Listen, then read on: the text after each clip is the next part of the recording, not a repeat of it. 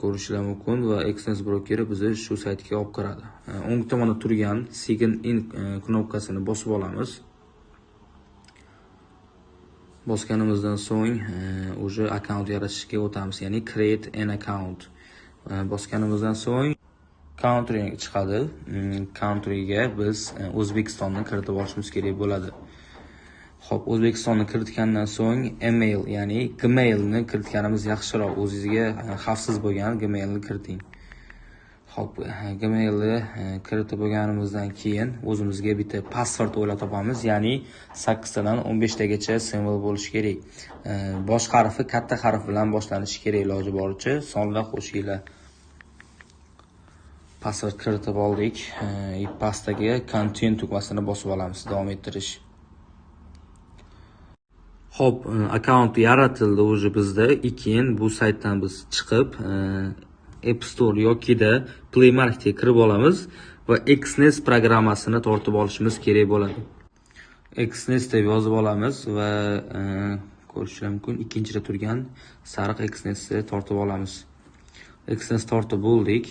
Endi приложениеga kiramiz. Exnessga kirganimizdan so'ng ikkinchida turgan oq knopkani bosdik va bu yerga birinchida turgan Gmailimizni kiritib olishimiz kerak bo'ladi. Gmailimizni kiritdik va qo'ygan parolimizni kiritib olamiz. Parolimizni ham kiritdik.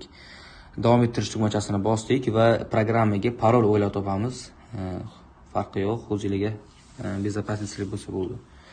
Face ID'ni kiritib oldik.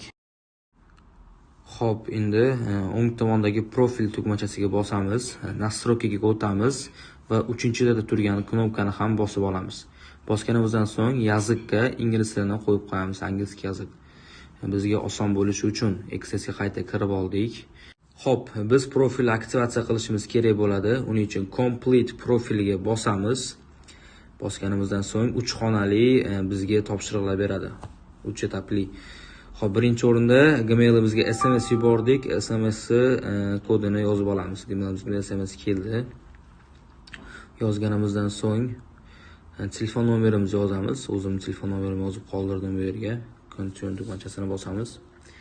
Xo'p, SMS ham keldi. SMSni kiritib olamiz.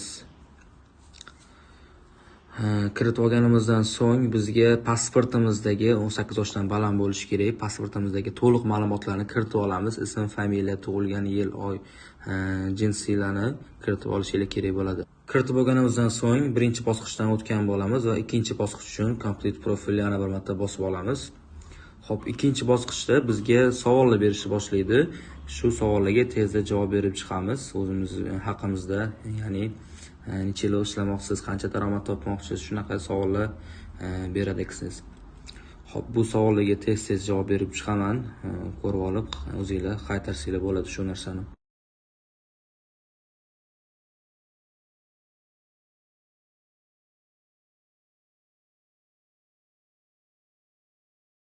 Xo'p, tugatib bo'ldik va biz bu yerga pasportimizdagi to'liq ism, familiyamizni kiritishimiz kerak bo'ladi. Kiritganimizdan so'ng qabul qilamiz, submit dokumentni yuboramiz va biz bu yerga pasportni bosib olishimiz kerak bo'ladi va pasportimizdagi shu rasmni joylashimiz kerak bo'ladi. Pasportni joylab olganimizdan keyin o'sha ikkinchi bosqichdan ham o'tgan bo'lamiz va 3-bosqich uchun complete profilni yana bir marta bosib olamiz. Xo'p, 3-bosqichga biz yashash manzilimizni kiritishimiz kerak bo'ladi yokida haydovchilik guvohnomamizni shu yerga rasmini kiritishimiz kerak bo'ladi. Buning uchun biz MyGo.uz deb yozib olamiz. Xo'p, saytga kirib olganimizdan keyin ro'yxatdan o'tish tugmasini bosamiz. Ro'yxatdan o'tmaganlar bo'lsa, bemalol ro'yxatdan o'tib olsanglar bo'ladi. Barcha daniylarni kiritib, ro'yxatdan o'tib olganlar bo'lsa, yashash manziliga o'tib, pochta indeksda screenshot qilib joylashinglar bo'ladi.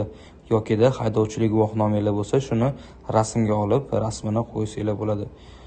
Biz rasmga olib olgandik. Endi buni qo'yib olamiz. Qo'yib olganimizdan keyin submit dokumentni bosib, o'sha 24 soat ichida qabul qilishadi. Bitta update qilganimizdan keyin o'sha biz ro'yxatdan o'tgan bo'lamiz.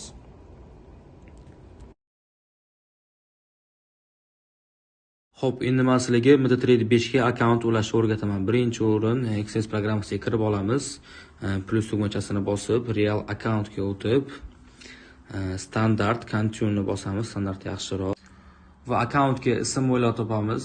Misol uchun Shox Trade yozib qo'yamiz. Bu meni o'zimnikim.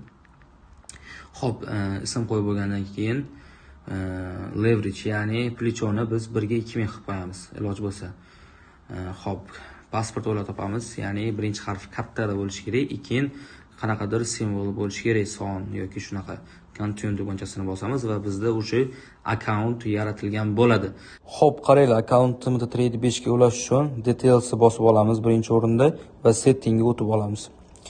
Keyin bu yerda XNS MetaTrader Real 2 ni kopirovka qilib, MetaTrader 5 platformasiga kirib olamiz. Bu yerda XS brokerida serverga MetaTrader 2 ni bosib olamiz Real.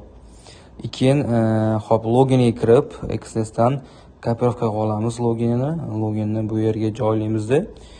Keyin qo'ygan parolimizni, vidite parol deb qo'ygan, shu yerga yozib olamiz. Yozganimizdan so'ng akkauntga kirsak bo'ladi, o'sha real akkaunt ochilgan bo'ladi. Hop, real akkaunt ochilgan bo'ladi va XS programmasiga o'tib olib, hop, keyin sizlar bemalol depozit qilishingiz mumkin bo'ladi, ya'ni Visa karta orqali. Visa karta kiritilgan pasportdagi shaxs nomiga ochilgan bo'lishi kerak.